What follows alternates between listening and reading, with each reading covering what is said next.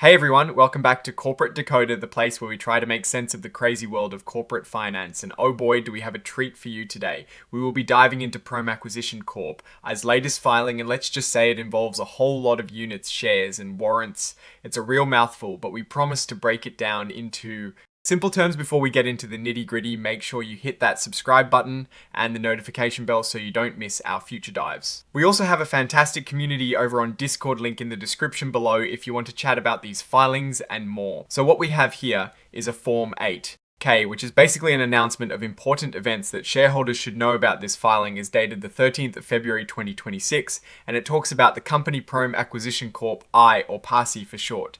Now, Proem Acquisition Corp I is what we call a special purpose acquisition company, or an SPAC. Think of it as a company that goes public with the sole purpose of finding another private company to merge with and take it public themselves. The main event here is their initial public offering, or IPO. They sold units, and each unit is made up of one ordinary share apiece of the company, basically, and half of a redeemable warrant.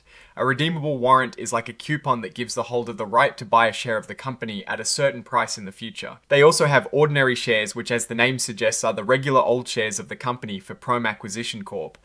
These shares have a par value of just $0.001, which is a tiny nominal value often used for accounting purposes. And then we have the warrants. Each whole warrant, as in two halves of a warrant, can be used to buy one ordinary share.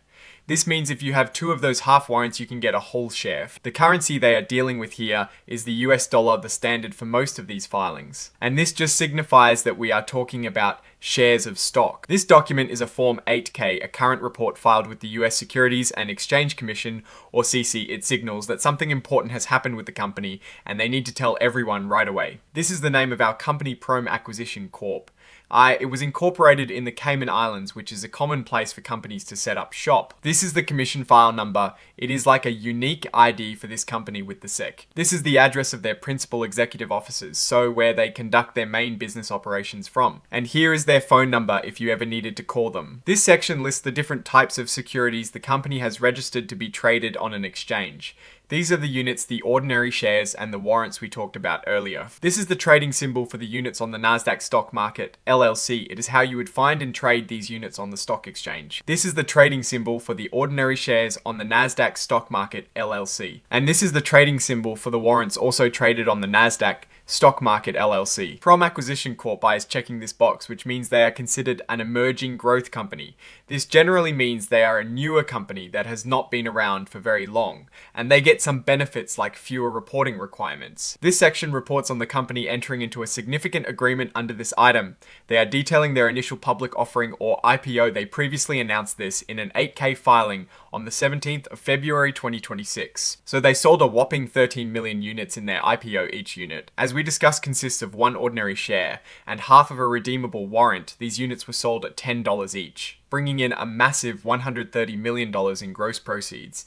Imagine your company going public and immediately bringing in that kind of money. On top of the public offering, they also conducted a private placement where they sold an additional 292,500 units to an entity called Proem SPAC Partners.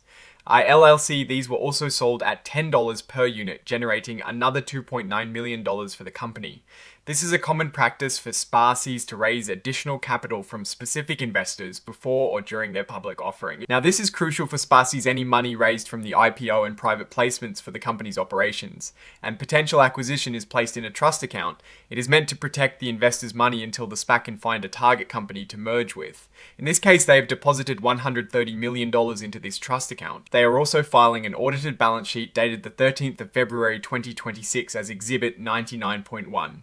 This document will show you their financial position on that specific date after the IPO and private placement have been completed. This part of the filing lists all the exhibits included with the report, so we have the balance sheet from the 13th of February 2026 as Exhibit 99.1, and then Exhibit 104 is the cover page of this very report formatted in a special way called Inline XBRL, which is a digital format for reporting financial data. The report is signed on the 20th of February 2026 by Imran Khan, the Chief Executive Officer of Proem Acquisition Corp.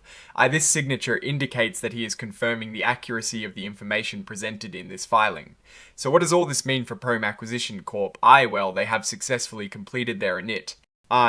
Our public offering and a private placement raising a significant amount of capital, they now have $130 million sitting in a trust account ready to be used for their primary goal, which is to find a private company to acquire and merge with. Looking at the structure of this filing, it is pretty standard for a company that has just gone public. Especially in SPAC, they are detailing the consummation of their offering and confirming the funds raised they didn't provide any deep financial statements here beyond a balance sheet, which is expected at this stage.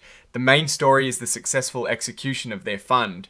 Raising strategy, they have gathered the resources needed to start searching for their acquisition target now. For our take on this. From Accession Corp has executed the first crucial step for any SPAC which is going public and raising money. They have proven they can attract investors to the tune of over $130 million. This shows a level of confidence in their management team and their future plans. However, the real test for an SPAC is what happens next, finding the right company to merge with that will create value. 4. Shareholders is incredibly challenging. Many SPACs struggle to find suitable targets, or the mergers they do complete do not perform well. In the long run, the risk here is not in the fundraising itself, but in the subsequent acquisition and integration phase. A major opportunity lies in identifying a promising private company in a growing sector, where they can add strategic value and leadership. In conclusion, Proem Accession Corp has successfully navigated the initial hurdle of becoming a publicly traded entity. Their significant capital raise is a positive sign, but the future success of the company hinges entirely on their ability to execute a smart and valuable acquisition. What are your thoughts on this SPAC and its potential?